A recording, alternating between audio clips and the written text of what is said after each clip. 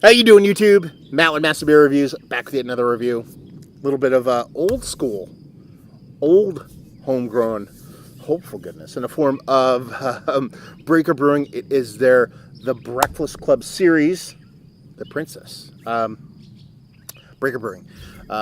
They used to be right down the street from me. Used to be probably about 10, 15 minutes away when I used to live in northeastern Pennsylvania. They're in Wilkes-Barre, Pennsylvania, and I used to be there quite a bit. But I moved. But I happened to be in the area yesterday, so I stopped by just to kind of grab a couple of beers and grab a bite to eat, and ended up bumping into the owners and kind of chat for a bit, and he threw me a 4-pack. So thank you very much, guys. And this is part of their Breakfast Club series. For those who don't know, well, first off, if you don't know what the Breakfast Club is, pause this video, go outside, punch yourself in the face like 14 times, then come back and press play again. Welcome back. And yeah, it's a movie, quintessential 80s movie. If you're old like me, you know, it still holds up for me, but I assume a lot of kids nowadays will find it cheesy. But it's basically your typical high school cliquey people, all in detention. And, you know, there was a jock, there was a nerd, you know, there was the kid who always was in trouble with, you know, the police and all that stuff. And then there was, like, the freak out crazy girl. And then there's the popular princessy girl. So they're basically doing a series of these beers. This is the first one I'm reviewing of it. I believe there's 5 coming out, I think there is. And this is number 4. And the reason why the Breakfast Club is because they're doing kind of riffs on breakfast beers. And what I mean by breakfast beers, they're basically doing the IPA thing, but doing a lot of like lactose and doing like fruited stuff. In this case, it's a strawberry muffin IPA. So, you know, doing a whole strawberry muffin breakfast thing. I get it. And they have kind of a caricature, a drawing of each character on there. That'd be Molly Ringwald for all you millennials out there who have no idea who she is. And yeah, lots of words. Let's dive into it. The Breakfast Club, the Princess. It's a strawberry muffin IPA. Drink fresh, keep cold. And on the side here it says 8.9% ABV, and it says "Don't You Forget About Me." Classic song from the movie. And this was canned 6/12. What is today? 6/13. So it's a day old. So yeah. No stamping about them to do all those stamping on the side, and that'd be that. Label-wise, you know, it's all right. You know, it's hot pink and it's got Molly Ringwald on it. What do you want? Anyway, so we're talking about, I don't know what actually is in here. Strawberry muffin, I assume there's, you know, kind of a grain, you know, and a nutty, crackery kind of grain bill, bit of lactose in here, and a bit of kind of, I don't know if there's strawberry extract or something like that going on, but they be strawberries, hopefully in there.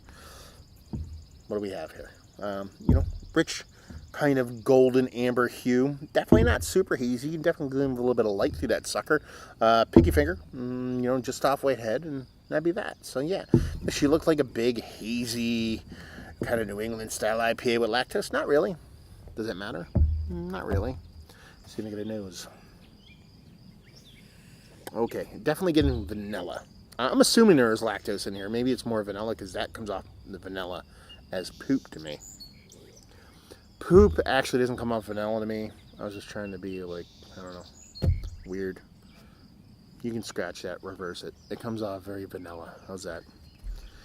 Anyway.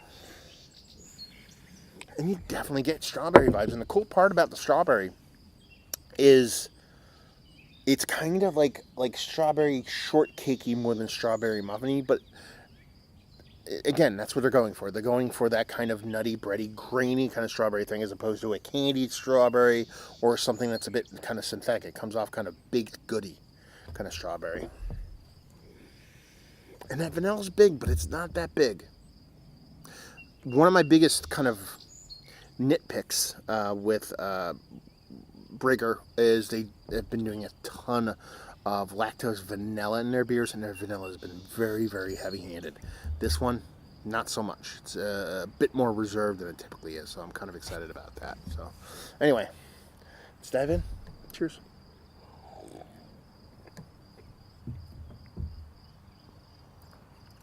Yeah, it definitely comes off like that kind of more strawberry shortcake to me. Yeah, you get that big burst of strawberry.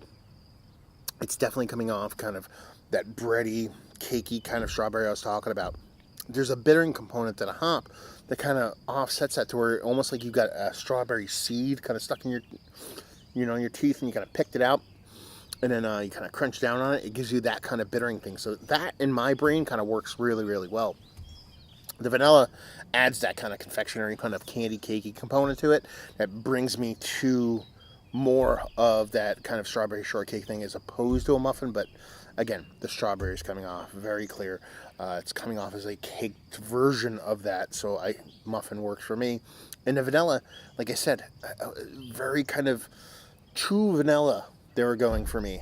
Breaker was with a lot of their beers, and this one seems a bit more reserved, a bit more of a deft hand when it comes to that vanilla, so I'm kind of excited by that.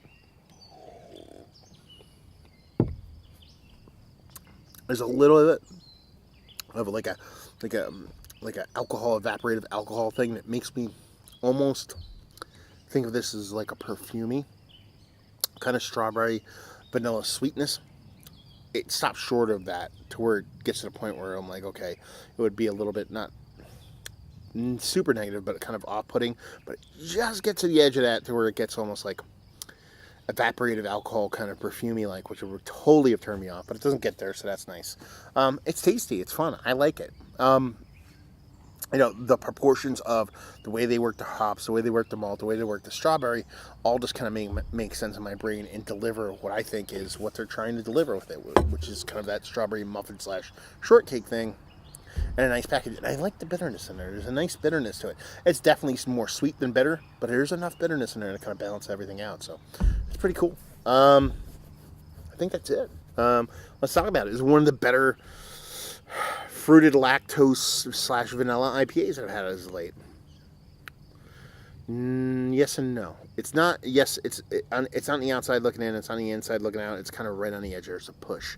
Not so much that it's a negative beer for me, but I've had ones that have done me just better. So it's more like there's ones that I personally enjoy more by default that kind of keeps it from getting in there. But it's more that those beers are awesome as opposed to this beer not being up to snuff. Let's put it that way. I'm very particular when it comes to my fruited IPAs, let alone fruited kind of vanilla, kind of lactose-y IPAs. And this one, while nice and fun and interesting, I like them a little bit different, let's put it that way. But that's just me. Value and availability, I want to say 16 to 18 bucks. I mean, that's the way of the world nowadays. What am I going to say? I can complain about it or just accept it. I'll still complain about it, but right now I'll accept it. And leave you with, if you like what, will you like this? If you like fruited lactose / vanilla IPAs, I think this is a really good version of it. Are you going to get the super hazy, crazy New England style vibe out of it or feels out of it? No, but it has a really nice mouthfeel and it works that strawberry really cool in a really nice, I wouldn't say delicate, but really meaningful kind of vanilla way. On top of it actually still tasting like a beer, which I have not mentioned. I think that's a good thing. Definitely worth checking out. And their beers in general. I've always been a Breaker fan, so their stuff in general I've always kind of been fond of. If I don't like it, I'm saying not like it, but this one works for me. There you go. Another review in the books. Down there if you want to talk about it. Massive Beers, type that into Google. See me doing the social media stuff. Beer Massive, if you type that into Google. See me doing the podcasting stuff. And hopefully you guys enjoyed the review. Hopefully enjoying a nice Breakfast Club beer right now. And hopefully see you next time. Cheers.